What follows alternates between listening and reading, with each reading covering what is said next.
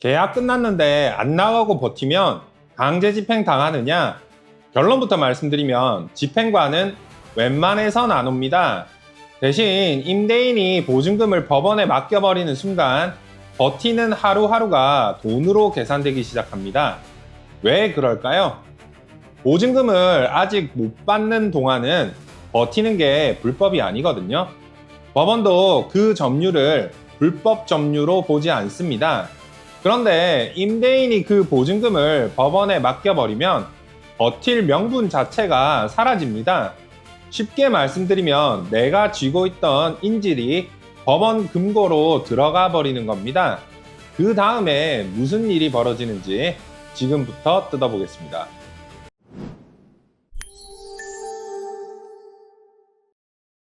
서울 장기 전세 시프트가 2007년에 시작해서 최장 20년입니다. 그 첫 만기가 내년부터 시작돼요.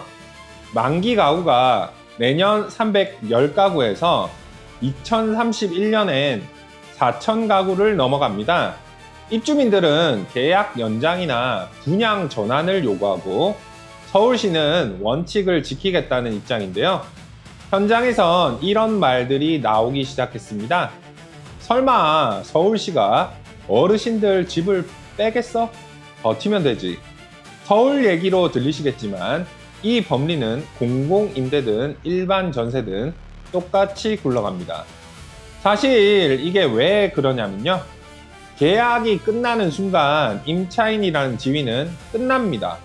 계속 살 권리는 사라지는 거예요. 다만 많은 분들이 그럼 그날부터 무단 점유잖아 하시는데 그건 아닙니다. 보증금을 못 받은 상태라면 그 점유를 불법 점유로 보지 않는다는 게 법원의 확립된 입장입니다. 그럼 법은 왜 집을 비우라는 청구를 이렇게 강하게 보장해 놨을까요? 사정이 딱하면 계속 살 수 있다.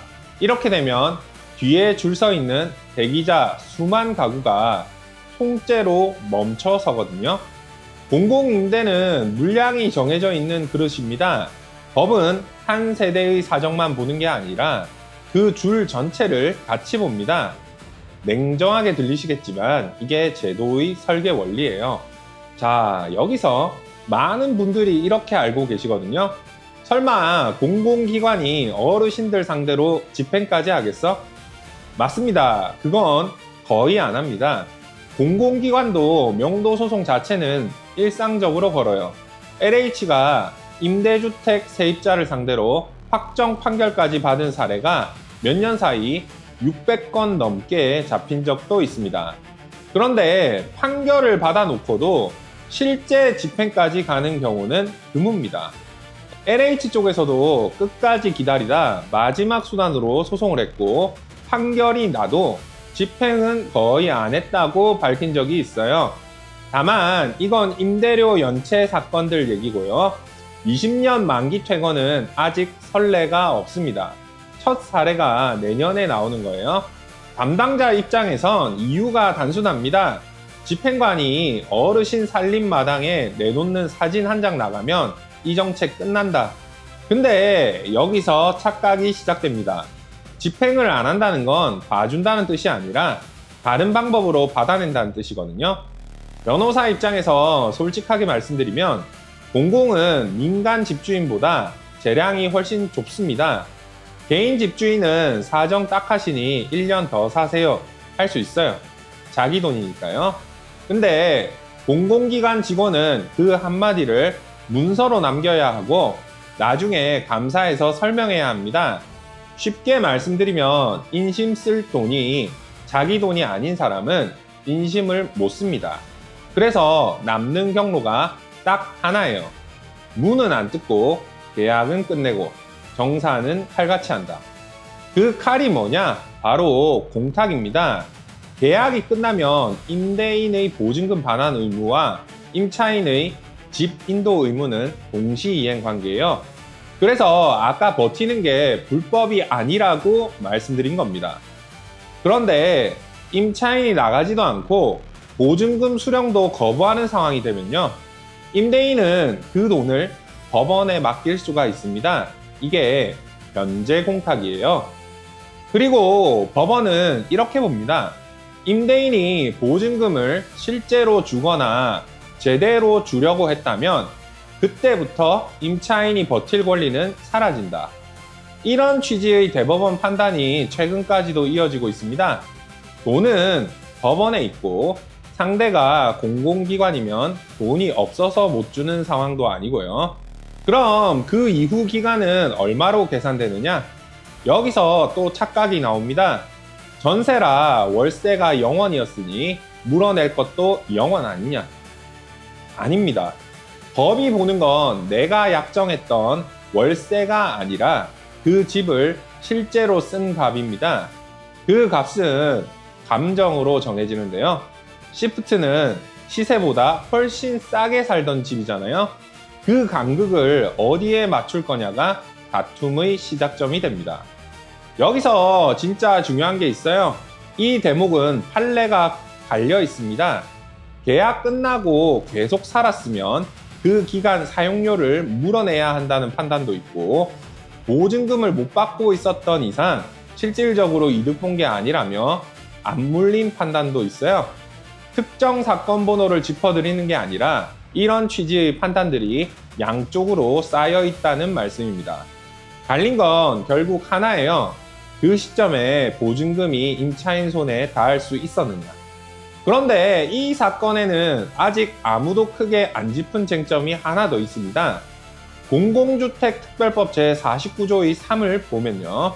공공기관이 재계약을 거절할 수 있는 사유가 열거돼 있습니다. 부정한 방법으로 임대받은 경우, 소득이나 자산 기준을 넘긴 경우, 중복입주, 계약서상 의무 위반, 무단 전대 이런 것들이에요. 그런데 그 목록에 거주기간 20년을 다 채웠다는 사유는 없습니다. 그래서 논리가 갈립니다. 공공기관 쪽은 우리는 재계약을 거절하는 게 아니라 애초에 계약 기간이 끝난 것이다. 입주민 쪽은 법이 거절 사유를 정해놨는데 거기 없는 이유로 왜 자르느냐? 재판부 입장에선 이 대목을 이렇게 볼 겁니다. 20년이라는 상한이 계약의 내용 그 자체였냐? 아니면 나중에 붙인 거절 사유인가? 내년에 법정에서 진짜로 부딪힐 지점은 사실 여기입니다. 그래서 제가 제일 말리고 싶은 게 이겁니다. 버티기는 전략이 아니라 시한부입니다. 보증금이 법원으로 넘어가는 그날까지만 유효하거든요. 다만 버티는 것과 다투는 건 완전히 다릅니다. 다투는 건 문을 잠그는 게 아니라 통지가 제대로 갔는지 그 사유가 법이 정한 것에 해당하는지를 절차 안에서 따지는 겁니다. 시간은 문을 잠가서 버는 게 아니라 테이블 위에서 버는 거예요. 자, 핵심은 세 가지입니다. 첫째, 강제 집행까지 가는 경우는 드뭅니다. 하지만 그게 계속 살아도 된다는 뜻은 아닙니다. 둘째, 집행 대신 오는 건 공탁입니다. 보증금이 법원으로 넘어가면 버틸 명분이 사라지고 그때부터는 사용료 문제로 넘어갑니다. 셋째, 20년을 채웠다는 게 법에 적힌 거절 사유가 아니라는 점, 이건 다퉈볼 여지가 남아있는 지점입니다. 그러니까 목표를 바꾸셔야 합니다. 안 나간다가 아니라 언제 어디로 사용료는 얼마로 정리하고 나가느냐.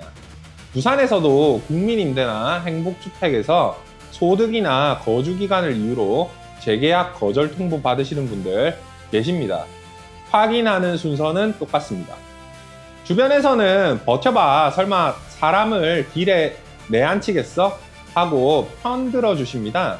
그 마음도 압니다. 다만 저는 문이 안 뜯기는 대신 어떤 서류가 날아오는지를 짚어드립니다. 이런 이슈 법으로 계속 풀겠습니다. 저 계속 올리니까 구독 눌러두시고요. 이미 통지서를 받으셨거나 집을 비워달라는 요구를 받으신 상황이라면 사안에 맞는 법률 검토가 필요할 수가 있습니다. 상담 안내는 설명란 참고해 주세요. 오늘은 딱 하나만 해보십시오. 받으신 통지서 꺼내서 보낸 날짜와 적힌 사유, 이 두 줄만 확인해 보시고 댓글로 남겨주세요. 제가 읽고 답을 드리도록 하겠습니다. 지금까지 법무법인 대한중앙 한병철 변호사였습니다. 좋아요, 댓글, 구독, 알람 설정까지 아시죠? 한번 도와주십시오. 감사합니다.